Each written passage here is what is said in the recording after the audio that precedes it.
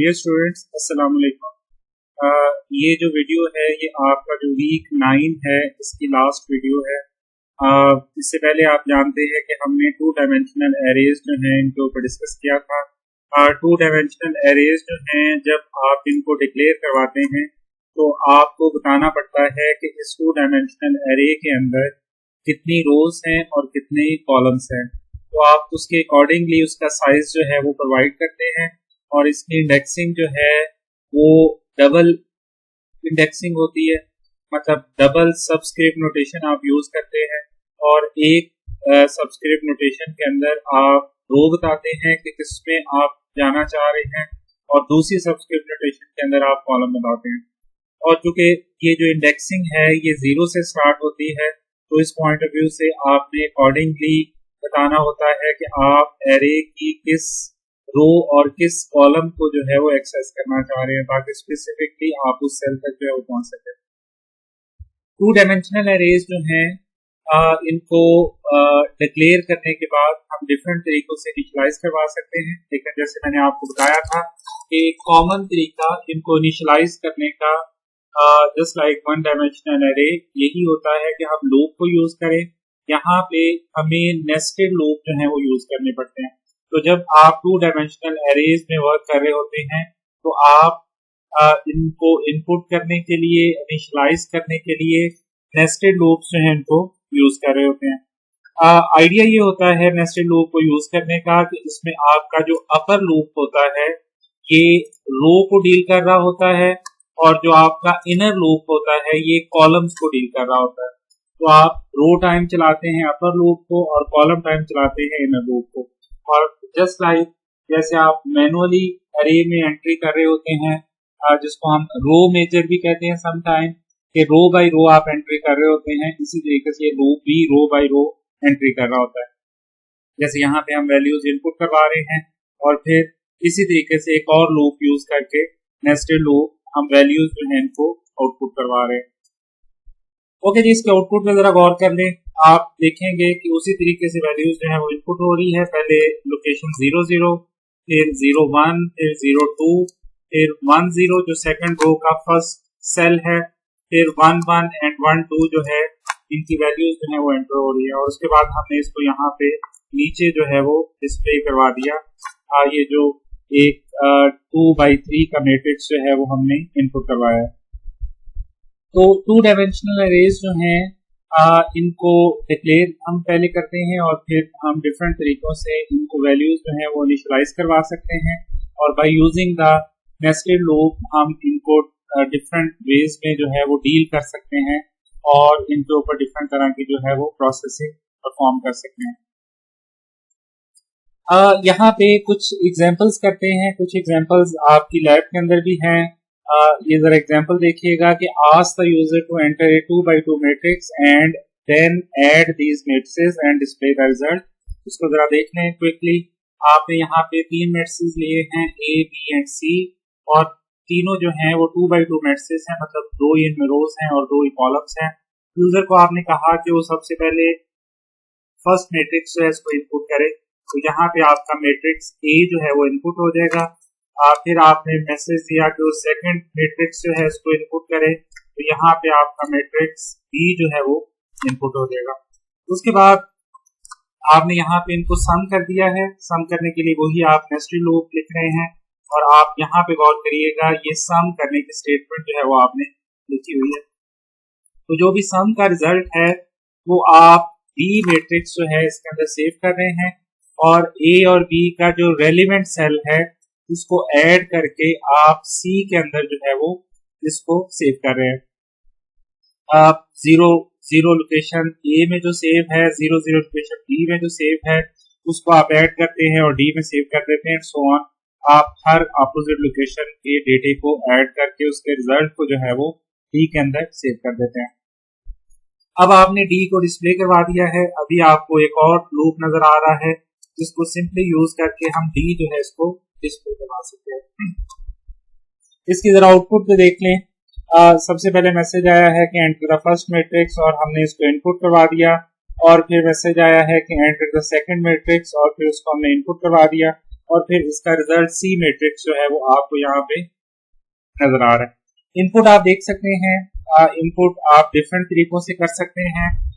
For example आप input space के साथ भी कर सकते हैं, 1 2 3 एंड 4, एक ही दफा 4 वैल्यूज आप स्पेस के साथ लिखेंगे तो ये लूप जो है ये 1 बाय 1 उन वैल्यूज को मैट्रिक्स के अंदर सेव कर देगा। एक तरीका तो ये है कि आप इन वैल्यूज को स्पेस के साथ 1 बाय 1 एंटर करें और ये वैल्यू जो है वो लूप 1 बाय 1 वैल्यू जो है इसको लेता जाएगा और इसको एरे के अंदर जो है वो सेव करता जाएगा। दूसरा तरीका आप ऑलरेडी देख के आए हैं, एंटर बटन के साथ आप 1 वैल्यू एंटर करें और एंटर का बटन प्रेस करें, फिर 2 एंटर करें, फिर आप 3 एंटर करें और फिर आप 4 एंटर करें, तो फिर भी ये वैल्यूज जो हैं इनको 1 बाय 1 लूप में जो है वो आपसे एक्सेप्ट कर लेगा और इन वैल्यूज को मैट्रिक्स के अंदर जो है वो सेव कर देगा। यहाँ पे इनपुट में आप देख रहे हैं एक और डिफरेंट तरीका यूज किया गया है कि हमने 2 वैल्यूज स्पेस के साथ एंटर कर दी हैं और फिर अगली 2 वैल्यूज जो है इनको एंटर के बाद दोबारा स्पेस के साथ एंटर कर दिया ताकि it look like a matrix. Behaviour इसका वही रहेगा। इन तीनों तरीकों से आप जो मैट्रिक्स को इनपुट देंगे वो अल्टीमेटली मैट्रिक्स के अंदर जाके सेव हो जाएगी। ओके जी, आगे मूव करते हैं और एक और एग्जांपल जो है इसको डिस्कस करते हैं। यहाँ पे आपको एक मैट्रिक्स नजर आ रहा है जिसकी डायमेंशन है 3 बाई 3 रोज हैं इसमें और 3 ही कॉलम्स हैं। अगर हम इसको इस तरीके से आउटपुट करना चाह रहे हैं तो इस एक्टिविटी को हम किस तरीके से परफॉर्म करेंगे। अब जरा आप आउटपुट पे गौर करिएगा। आपने आउटपुट में क्या किया है कि जो लास्ट रो है उसको आपने फर्स्ट में डिस्प्ले करवाया है और उसके बाद सेकंड है और जो फर्स्ट रो है उसको आपने लास्ट में जो है वो डिस्प्ले करवाया हुआ है। तो वो जो ऑर्डर है रोज का वो आपने चेंज करवा दिया है। जब आप मैट्रिक्स को डिस्प्ले कर रहे हैं तो आपने उसका ऑर्डर जो है इसको चेंज कर दिया है। तो इसको भी आप आसानी के साथ परफॉर्म कर सकते हैं। आप जानते हैं कि आपका जो 2 डायमेंशनल एरे को डील करने वाला नेस्टेड लूप होता है उसमें अपर लूप जो है वो रोज को डील करता है और इनर लूप जो है ये कॉलम्स को डील करता है। तो अगर आप रोज को रिवर्स में डिस्प्ले करना चाह रहे हैं तो आप अपर लूप को रिवर्स में चला दें। अभी वो आप इंक्रीमेंट वे में चला रहे हैं, अगर आप उसको डिक्रीमेंट वे में चला देते हैं तो आपका ये डेटा जो है वो रिवर्स हो जाएगा। इसको जरा देख लीजिएगा। आपने तो एक मैट्रिक्स लिया 5 बाई 5 का और आपने उसकी वैल्यूज को इनपुट करवा दिया। ओके, उसके बाद आपने इसको डिस्प्ले करवा दिया सिंपली और उसके बाद अब आप क्या कर रहे हैं, रोज को रिवर्स करने के लिए आप आई को रो -1 से स्टार्ट कर रहे हैं और कहां तक चला रहे हैं, ग्रेटर देन इक्वल टू 0 तक और आई माइनस कर रहे हैं। तो आप आखिर से लेके शुरू तक जो रोज हैं इनको डिस्प्ले कर रहे हैं। ओके जी, तो इनर लूप आपका उसी हिसाब से चलेगा और आपकी जो मैट्रिक्स है ये रिवर्स में जो है वो डिस्प्ले हो जाएगा। क्योंकि ये 5 बाई 5 मैट्रिक्स है तो आप जानते हैं इसको इनपुट करने के लिए आपको 25 वैल्यूज जो है वो देनी पड़ेगी। तो यहाँ पे इसकी आउटपुट पे जरा गौर करिएगा। अपने 25 वैल्यूज जो है इसको इनपुट करवा दिया और ये फर्स्ट में डिस्प्ले हो गया है। उसके बाद आप देख रहे हैं कि इस मैट्रिक्स को रो वाइज हमने रिवर्स करवा दिया, मतलब जो लास्ट वाली रो थी वो सबसे पहले आ गई है एंड सो ऑन। रोज जो है वो रिवर्स ऑर्डर में जो है वो डिस्प्ले हो गई। कुछ और एग्जांपल्स देखते हैं। ये 4 बाई 4 मैट्रिक्स की सबट्रैक्शन की एग्जांपल है। ये एग्जैक्टली वैसी ही होगी जिस तरीके से आपने एडिशन की एक्टिविटी जो है इसको परफॉर्म किया है। मैं जरा थोड़ा आगे मूव कर रहा हूँ और now we are going to discuss input 1 3 by 3 matrix from the user and show transpose। Transpose आप जानते हैं कि किसी भी मैट्रिक्स, लेट से अगर आपके पास एक मैट्रिक्स x है तो उसका ट्रांसपोज जो है it is referred as xt की फॉर्म में आप उसको रेफर कर देते हैं। और ट्रांसपोज में हम करते ये हैं कि जो रोज हैं उनको कॉलम बना देते हैं और इससे जो मैट्रिक्स हमें मिलता है उसको हम उस मैट्रिक्स ओरिजिनल मैट्रिक्स का ट्रांसपोज जो है वो कैरी होते हैं। Let's see how we can calculate the transpose. यहाँ पे जरा देखिएगा कि हमने एक एरे ले ली है 3 बाई 3 की, 3 रोज हैं इसमें, 3 कॉलम्स हैं और इस मैट्रिक्स को हमने डिस्प्ले करवा दिया है सिंपली। और अब हम इसके ट्रांसपोज की तरफ जाना चाह रहे हैं। तो ट्रांसपोज जो है इसको कैलकुलेट करना काफी आसान है। सिंपली हमने जहां पे आई जे लिखते थे अब हमने वहां पे जे आई लिख दिया है। तो आपने एक तरह से उसकी ट्रांसपोज जो है इसको परफॉर्म कर दिया कि आपने ए आई जे जहां पे परफॉर्म कर रहे थे अब आपने उसको ए जे आई जो है वो रिवर्स करा दिया। मतलब कॉलम पहले आ गया है, रो बाद में आ गई है। तो जब ये डिस्प्ले होगा तो ये एक्चुअली ट्रांसपोज परफॉर्म कर देगा आपके मैट्रिक्स का।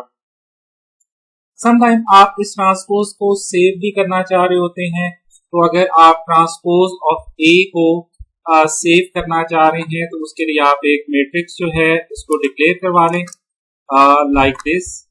इंटीजर टाइप का मैट्रिक्स है, इसको आप एक्स कह लें और एक्स का साइज जो है वो एग्जैक्टली वही होना चाहिए जो ए का साइज है। ओके जी, और 3 बाई 3 मैट्रिक्स होना चाहिए। ओके जी, इसको आप डिक्लेयर करवा दें लूप से पहले।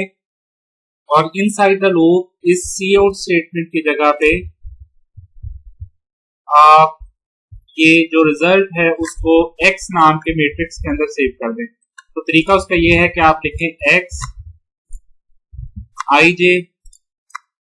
ओके, ये अपनी रूटीन में जाएगा, आई पहले आएगा और जे जो है ये बाद में आएगा।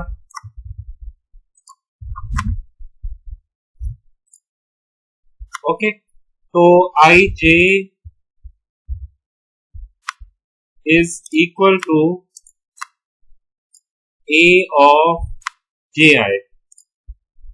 तो ए का जो कॉलम है it now will become the row और वो सेव हो जाएगा मैट्रिक्स एक्स के अंदर। तो जो अभी आपको कोड स्लाइड पे नजर आ रहा है वो तो इसको सिंपली डिस्प्ले करवा रहा है ट्रांसपोज को। तो अगर आपने ट्रांसपोज को किसी दूसरे मैट्रिक्स के अंदर सेव करना है तो आप इस तरीके से उसको सेव कर सकते हैं। समटाइम ट्रांसपोज की आपको जरूरत पड़ती है अगर आप कोई एक्टिविटी परफॉर्म करना चाह रहे हैं तो वहां पे आपको मैथमेटिकल एक्टिविटी या शुड से परफॉर्म करना चाह रहे हैं तो उसके लिए आपको ट्रांसपोज जो है वो रिक्वायर्ड होता है। तो आप इस तरीके से ट्रांसपोज जो है इसको किसी सेकंड मैट्रिक्स के अंदर भी सेव कर सकते हैं। हाँ जी, इस तरह से आप मैट्रिक्स के related so many other activities जो है वो परफॉर्म कर सकते हैं। मैट्रिक्स मल्टीप्लिकेशन कर सकते हैं, मैट्रिक्स अलजेब्रा के रिलेटेड और सो मेनी एक्टिविटीज हैं जो कि आप 2 डायमेंशनल एरेज को यूज करके परफॉर्म कर सकते हैं। यहाँ पे हम इस डिस्कशन को वाइंड अप करना चाहेंगे कि इसकी आउटपुट आपको नजर आ रही है और आउटपुट में जो मैट्रिक्स था वो आप देख रहे हैं कि उसका ट्रांसपोज जो है वो नीचे आउटपुट या रिजल्ट की फॉर्म में आपको नजर आ रहा है। अगर आप इसको एक्स में सेव कर देते हैं तो फिर इस तरीके से डिस्प्ले नहीं होगा, फिर आपको दोबारा नेस्टेड लूप लगा के जो एक्स है इसको डिस्प्ले करना पड़ेगा। हाँ जी, आगे मूव करते हैं और थोड़ा सा अपनी डिस्कशन जो है इसको नेक्स्ट टॉपिक जो है इसकी तरफ लेके जाते हैं। अभी जो हम डिस्कस करना चाहेंगे that is variable address. Variables जो हैं इनके एड्रेसेस के ऊपर जो है हम थोड़ी डिस्कशन जो है वो करना चाहेंगे। बड़ा शुरू से इस कोर्स के अंदर हम ये बात करते आ रहे हैं कि वेरिएबल जो हैं they are the memory locations और हर मेमोरी लोकेशन जो है उसका कोई एड्रेस होता है। तो एक तरह से हम ये कहते हैं कि वेरिएबल जो हैं they are addressed memory location, और हम ये भी कह सकते हैं कि they are uniquely addressed memory locations. मतलब हर एक लोकेशन का एड्रेस भी होता है और ये एड्रेस जो है वो डिफरेंट होता है। मतलब कोई भी 2 लोकेशंस ऐसी नहीं होती जिनके एड्रेसेस जो है वो सेम हो। तो अभी तक जितने भी वेरिएबल्स हम डिक्लेयर करते हैं, यूज करते हैं, और वो वेरिएबल जो है उनके बारे में हम जानते हैं कि वो मेमोरी के अंदर जो है वो सेव कर देते हैं जो वैल्यू आपने असाइन की होती है उस वैल्यू को ये मेमोरी के अंदर कहीं पे जाके सेव कर देते हैं, और जिस लोकेशन पे जाके ये सेव करते हैं उस लोकेशन का कोई एड्रेस होता है। तो अभी हम ये बात करना चाहेंगे कि वो जो लोकेशन है जिसके अंदर ये डेटा सेव है उसके एड्रेस को अगर हम डील करना चाह रहे हैं, मैनिपुलेट करना चाह रहे हैं, तो उसको हम किस तरीके से करते हैं। तो एड्रेस ऑफ द वेरिएबल जो है ये अभी हमारा टॉपिक ऑफ द डिस्कशन होगा। ये ध्यान में रखिएगा कि जब भी आपने इस तरीके से कोई वेरिएबल डिक्लेयर कर दिया है और वो वेरिएबल जो है ये किसी मेमोरी लोकेशन को ये नेम दे दिया गया है विच is the name of the variable. ये हम जानते हैं कि इस लोकेशन को ए नेम दे दिया गया है और यहाँ पे 15 है सेव है, और यहाँ पे लेट्स से कि कोई एड्रेस है जो कि हर लोकेशन का कोई ना कोई एड्रेस है, इसका 100 है, उसके बाद ये 101 है और उसके बाद ये 102 है। तो एड्रेस ऑफ मेमोरी लोकेशन ए जो है लेट्स से, वैसे तो ये इस तरीके से नहीं होता, ये बाइनरी एड्रेस होता है और बिट्स की फॉर्म में होता है। तो लेट्स से कि ये जो लोकेशन ए है इसका एड्रेस जो है वो 15 है, अब 102 इसका एड्रेस है और इसके अंदर जो वैल्यू सेव्ड है दैट इज 15। तो तरीका ये है कि जब कभी भी मैं सिर्फ ए लिखूंगा तो बेसिकली मैं बात कर रहा हूँगा मेमोरी लोकेशन में जो सेव्ड है। ओके, अगर आप सी आउट करेंगे ए को तो इसका मतलब है कि आप चाह रहे हैं कि जो ए में सेव है वो डिस्प्ले हो जाए। तो हम जानते हैं कि इस स्टेटमेंट को लिखने से 15 जो है it will be displayed on the screen. तो अगर आप वेरिएबल के साथ कोई भी और सिंबल यूज नहीं करते तो इसका मतलब ये है कि आप मेमोरी लोकेशन जो है इसकी बात कर रहे हैं। लेकिन अगर आप एड्रेस को ट्रीट करना चाह रहे हैं तो उसके लिए आपको क्या करना पड़ेगा, उसके लिए एक ऑपरेटर हमारे पास अवेलेबल होता है जिसको हम एंड ऑपरेटर कहते हैं, और ये एम्परसैंड ऑपरेटर भी होता है, एम्परसैंड ऑपरेटर भी होता है, एंड ऑपरेटर जो है। और अगर हम एड्रेस को डील करना चाह रहे हैं तो हमें वेरिएबल नेम से पहले एंड का ऑपरेटर जो है वो यूज करना पड़ेगा। तो जब आप वेरिएबल नेम से पहले एंड यूज कर लें तो इसका मतलब ये है कि अब आप मेमोरी लोकेशन की बात नहीं कर रहे बल्कि आप एड्रेस जो है इसकी बात कर रहे हैं। तो यहाँ पे अब डिस्कशन हो रही है 102 की which is the address of A, और जब आप ए को विदाउट एम्परसैंड लिखेंगे तो इसका मतलब ये है कि आप इस मेमोरी लोकेशन की जो है वो बात कर रहे हैं। तो वेरिएबल के एड्रेसेस जो हैं, अगर आप वेरिएबल के नेम से पहले एंड की सिंबल यूज करते हैं तो इसका मतलब ये है कि आप उस मेमोरी लोकेशन के एड्रेस की बात कर रहे हैं।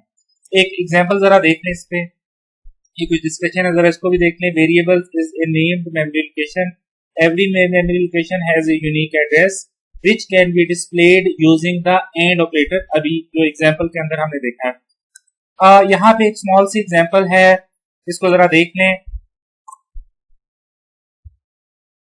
आपने एक वेरिएबल ए लिया, उसमें आपने 10 सेव कर दिया, फिर आपने एक वेरिएबल बी लिया, उसमें आपने 20 सेव कर दिया, और उसके बाद अगर आपने ए का एड्रेस जो है वो डिस्प्ले करना है तो आप एंड ए लिखेंगे, और अगर आपने ए की वैल्यू डिस्प्ले करनी है तो विदाउट एंड इसको लिखेंगे, जैसे आपने प्रीवियस एग्जांपल के अंदर भी ये डिस्कशन देखी है। ऐसे अगर आपने बी का एड्रेस देखना है तो आप एंड बी लिखेंगे, और अगर आपने बी की वैल्यू देखनी है तो आप उसके लिए विदाउट एंड जो है इसको लिखेंगे। ओके जी, तो ये इंतहाई सिंपल सी डिस्कशन है कि अगर आपने किसी वेरिएबल के एड्रेस को देखना है तो आप उसके नाम से पहले एंड यूज करते हैं, और अगर आपने उसमें स्टोर वैल्यू को देखना है या प्रोसेस करना है तो आप बगैर एंड के जो है उसको प्रोसेस कर रहे होते हैं। यहाँ पे अब जरा इसकी आउटपुट पे गौर करिएगा कि ये अब आपको एड्रेस जो है वो यहाँ पे नजर आ रहा है। इस एड्रेस को जरा समझने की कोशिश करिएगा। ये एड्रेस जो होते हैं ये बेसिकली हेक्साडेसिमल फॉर्मेट में होते हैं, हेक्साडेसिमल आप जानते ही हैं कि बाइनरी नंबर्स को थोड़ा अंडरस्टैंडेबल बनाने के लिए ये हेक्साडेसिमल फॉर्मेट हमारे पास अवेलेबल होता है, जिसमें डिजिट्स जो हैं वो 0 से लेके 9 तक होती हैं, और 9 के बाद हमें पता है कि हमारे पास A, B, C, D और E, F तक जो है वो हमारे पास सिंबल्स अवेलेबल होती हैं। ये टोटल 0 से लेके 15 तक सिंबल्स जो हैं वो हमारे पास अवेलेबल होती हैं, और उसके लिए 9 तो ये डिजिट्स होती हैं, और फिर 6 जो है वो हमारे पास ये अल्फाबेट्स होते हैं जिनको हम यूज कर रहे होते हैं। तो एक हेक्साडेसिमल जो डिजिट है वो 4 बिट्स के इक्वल होती है, आप जानते ही होंगे होपफुली। यहाँ पे अगर आप इस नंबर को गौर करें तो ये जो फर्स्ट 0x है ये बता रहा है कि इसकी बेस हेक्साडेसिमल है। उसके बाद एक्चुअल नंबर है, फर्स्ट जो है वो 0x इसकी बेस है, उसके बाद एक्चुअल नंबर है, और एड्रेस ऑफ द लोकेशन जो है ये 23FE3C है। ठीक है, अगर आप इसको देखें तो ये हेक्साडेसिमल के अंदर हमारे पास 6 जो है वो डिजिट्स बन रही हैं, तो इसका मतलब ये है कि ये 24 बिट एड्रेस है। अगर आप इसको बाइनरी में कन्वर्ट करें तो ये 24 बिट्स बनेगी। कुछ सिस्टम्स के अंदर ये आपको 32 नजर आएंगी, कुछ सिस्टम्स के अंदर आपको ये डिफरेंट जो है वो नजर आएगी। एनी हाउ, सिंपली स्पीकिंग, जब भी आपने किसी वेरिएबल का या मेमोरी लोकेशन का एड्रेस देखना है तो आप उसके लिए एंड ऑपरेटर जो है वो यूज कर रहे होते हैं। यहाँ पे ये आपकी डिस्कशन जो है वो एंड हो गई है, और हम इसको थोड़ा फर्दर एलेबोरेट करने के लिए आई वुड लाइक कि मैं आपको क्विकली जरा कंपाइलर पे ले जाऊं ताकि इसको थोड़ा मैं फर्दर एलेबोरेट कर सकूं।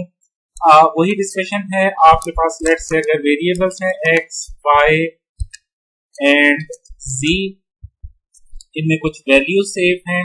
लेट्स से x पे 10 है, y में 11 है और z के अंदर 12 है। ओके, और आप अगर इन वेरिएबल्स की वैल्यूज को देखना चाह रहे हैं तो आप इस तरीके से देखते हैं, विदाउट एंड ऑपरेटर। आप ये काम ऑलरेडी करते आ रहे हैं almost from the beginning of this course, और इससे क्या होगा 10, 11 एंड 12 जो है वो स्क्रीन के ऊपर डिस्प्ले हो जाएगा। लेकिन अगर मैं इन मेमोरी लोकेशंस के एड्रेसेस देखना चाह रहा हूं तो उसका तरीका क्या होगा कि मैं यहाँ पे एंड जो है इन वेरिएबल नेम से पहले यूज करूंगा। एंड का ऑपरेटर हर वेरिएबल नेम से पहले जो है वो यूज करूंगा। तो अभी आप देख रहे हैं कि मैंने एंड का ऑपरेटर जो है वो हर वेरिएबल नेम जो है इससे पहले यूज किया है। अब मैं इसको एग्जीक्यूट करने जा रहा हूं और आप इसके आउटपुट जो है इस पे गौर कर सकते हैं। ओके जी, आप इसके आउटपुट जो है इस पे गौर कर रहे हैं कि आपको वैल्यूज जो है वो यहाँ पे नजर आ रही हैं, थोड़ी सी क्लियर नहीं है। यहाँ पे भी हम हैंडल यूज कर लेते हैं। ओके जी, अब जरा गौर करिएगा, फर्स्ट 3 लाइंस में वैल्यूज होंगी और अगली 3 लाइंस जो हैं इसमें एड्रेसेस होंगे। स्टिल इशू है, हैंडल स्टेटमेंट यहाँ पे नहीं होनी चाहिए थे।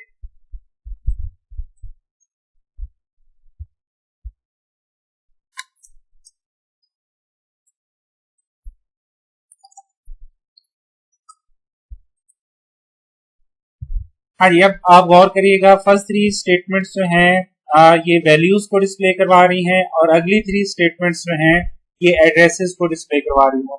और आप गौर कर रहे हैं कि एड्रेस जो है ये हेक्साडेसिमल फॉर्मेट के अंदर जो है वो यहाँ पे डिस्प्ले हो रहा है। इसी तरीके से अगर आपके पास कोई एक एरे है और आप उसको देखना चाह रहे हैं जिसके अंदर आपने कोई वैल्यू सेव की हुई है, लेट्स से ये एक 1 डायमेंशनल एरे है आपके पास और इसमें आपने कुछ वैल्यू सेव की थी 10, 20 एंड 30, और आप इस की वैल्यूज देखना चाह रहे हैं तो आपको पता है कि फर्स्ट लोकेशन का नाम x0 होता है और सेकेंड लोकेशन का नाम x1 होता है और थर्ड लोकेशन जो है इसका नाम x2 होगा। ओके जी। और अगर हम ये चाह रहे हैं कि हम इनके एड्रेसेस देखें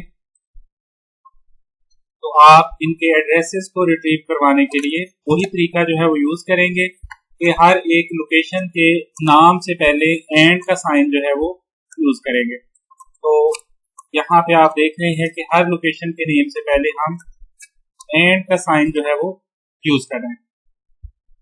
अब इसको हम एग्जीक्यूट करते हैं। फर्स्ट 3 में आपको वैल्यूज नजर आ रही हैं, आप गौर कर रहे हैं, और अगली लोकेशंस के अंदर जो है वो आपको एड्रेसेस जो है वो नजर आ रहे हैं। ओके जी। तो आप इस तरीके से अगर एड्रेसेस को मैनिपुलेट करना चाह रहे हैं तो आप इनको मैनिपुलेट कर सकते हैं। एड्रेसेस को अगर आप कहीं पे सेव करना चाह रहे हैं तो C++ जो है इज एक्सक्लूसिवली अवेलेबल लैंग्वेज जो कि आपको एक खास तरह के वेरिएबल प्रोवाइड करती है जिसमें आप एड्रेसेस सेव कर सकते हैं। और इन खास तरह के वेरिएबल्स जो हैं इनको हम पॉइंटर वेरिएबल्स जो है वो कह रहे होते हैं। तो पॉइंटर वेरिएबल्स के ऊपर हम अगले वीक में डिस्कशन स्टार्ट करेंगे। Okay, thank you very much. Allah Hafiz.